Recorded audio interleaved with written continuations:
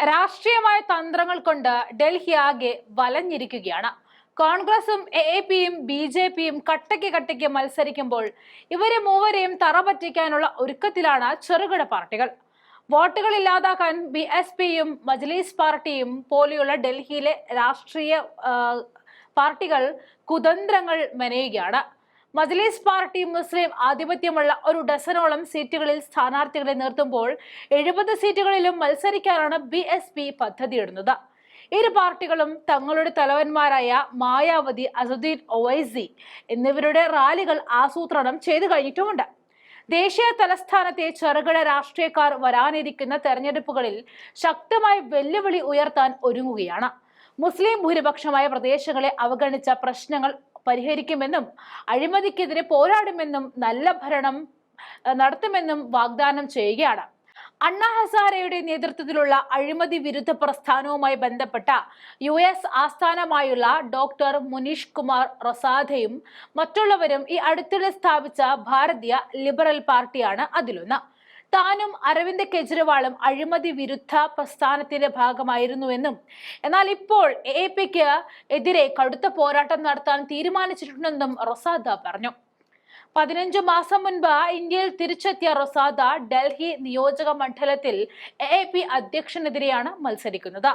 മുൻ BJP MP Parvesh വർമ്മയും ഇവിടെ മത്സരിക്കുമ്പോൾ കോൺഗ്രസിന്റെ സന്ദീപ് ദീക്ഷിതിനെയാണ് മത്സരിപ്പിക്കുന്നത്.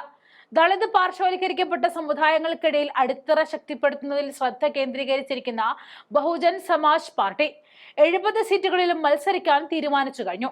അത് എതിരാളികളുടെ ജീവിതം ബുദ്ധിമുട്ടിലാക്കുമെന്ന് കരുതുന്നു. വരും ദിവസങ്ങളിൽ പാർട്ടി അധ്യക്ഷൻ മായാവതിയെ ഉൾപ്പെടുത്തി റാലികൾ സംഘടിപ്പിക്കാനാണ് പദ്ധതി.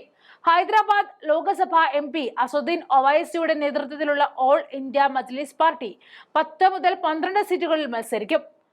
പാർട്ടി ഇതുവരെ 2 സ്ഥാനാർത്ഥികളെ പ്രഖ്യാപിച്ചിട്ടുണ്ട്. മുസ്തഫാബാദിൽ നിന്നും താഹിർ ഹുസൈൻ, ഒഖ്ലയിൽ നിന്നും ഷഫ ഉർ റഹ്മാൻ ഇരുവരും 2020 ഡൽഹി കലാപ കേസുകളിൽ പ്രതികളുമാണ്. ഡൽഹിയിൽ ഫെബ്രുവരി 5 ഒറ്റഘട്ടമായി വോട്ടെടുപ്പ് നടക്കും. ഫെബ്രുവരി 8 ഫലം പ്രഖ്യാപിക്കും. ഷീല ദീക്ഷിതിന്റെ നേതൃത്വത്തിൽ 15 വർഷം നഗരം ഭരിച്ചിരുന്ന കോൺഗ്രസ് തിരിച്ചുവരവിനുള്ള ശക്തമായ ശ്രമത്തിലാണ്. ഭരണകക്ഷിയായ എ.പിയും ബി.ജെ.പിയും കടുത്ത തിരഞ്ഞെടുപ്പ് പോരാട്ടത്തിലുമാണ്. കഴിഞ്ഞ 10 വർഷമായി ആം ആദ്മി പാർട്ടി അധികാരത്തിലിരിക്കവേ 1998 മുതൽ അധികാരത്തിൽ നിന്നും പുറത്തായ ബി.ജെ.പി അരവിന്ദ് കെജ്രിവാളിന്റെ നേതൃത്വത്തിലുള്ള എ.പിയെ താഴെയിറക്കാൻ തീവ്ര ശ്രമം നടത്തുകയാണ്.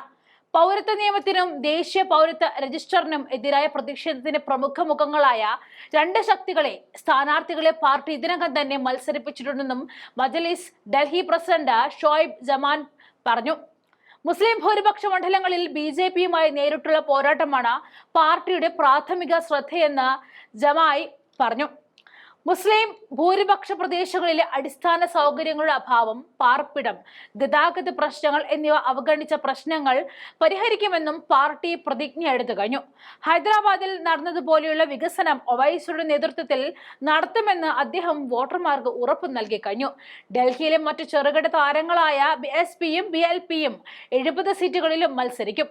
ഭാരത് ലിബറൽ പാർട്ടിയുടെ അജണ്ട സദ്ഭരണം, അഴിമതി വിരുദ്ധം, സാമൂഹിക നീതി എന്നിവയുടെ 3 തൂണുകളെ കേന്ദ്രീകരിച്ചാണ്. ഡൽഹിയിലെ ദീർഘകാല വികസനത്തിനായിട്ടാണ് തങ്ങൾ ഇവിടെ എത്തിയിരിക്കുന്നത്. ഡൽഹിയിൽ ബി.എൽ.പി അധികാരത്തിൽ വന്നാൽ അഴിമതി വിരുദ്ധ കമ്മീഷൻ രൂപീകരിക്കുകയാണ് ആദ്യം ചെയ്യേണ്ടതെന്നും ബി.എൽ.പി മേധാവി ഇതിനോടകം തന്നെ പ്രതിജ്ഞ എടുത്തു കഴിഞ്ഞു. എല്ലാവരും തികഞ്ഞ ആത്മവിശ്വാസത്തിലാണ് കളത്തിലേക്ക് ഇറങ്ങുന്നത്. ഈ ചെറു പാർട്ടികളെ ഒപ്പം നിർത്താൻ ആർക്ക് കഴിയുന്നവോ അവർക്ക് ഗുണമുണ്ടാകുമെന്ന കാര്യത്തിൽ യാതൊരു സംശയവുമില്ല.